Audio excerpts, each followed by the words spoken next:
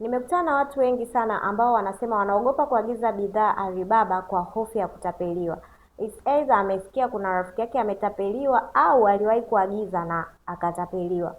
Lakini ukweli ni huu, kuna njia ambazo unatakiwa kutumia ili uweze kupata supplier wa kuaminika. Hapa naenda kuonesha mambo manne ya muhimu sana ambayo unatakiwa uzingatie wakati unaagiza bidhaa zako ili uweze kupata supplier wa kuaminika. Hapa namaanisha legit supplier.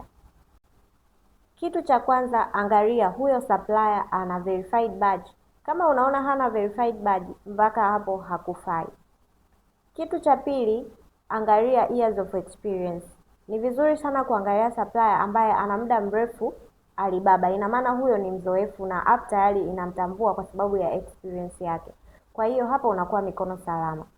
Kitu cha tatu, angalia ratings na reviews za wateja ambao wameshawahi kununua hiyo bidhaa kutoka kwa huyo supplier. Ukiona hizo ratings zinafaa, basi mpaka hapo unakuwa unajiridhisha. Na pia kuna lazima uangalie range fulani ambayo itakusaidia wewe kujua kweli hii ratings ni ya kweli, inafaa au haifai. Na kitu kingine, angalia chat na supplier, mambo ya muhimu ambayo unataka kujua kuhusiana na hiyo bidhaa. Endapo utachat na supplier, kuna majibu ambayo utapata na yatakuonyesha kabisa huyu ni legit supplier au sio legit supplier.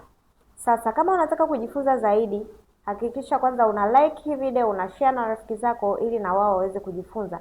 Lakini pia jiunge kwenye darasa letu la WhatsApp ambapo nakufundisha hatua kwa hatua namna ambavyo na wewe unaweza ukapata legit supplier kwa mifano halisi.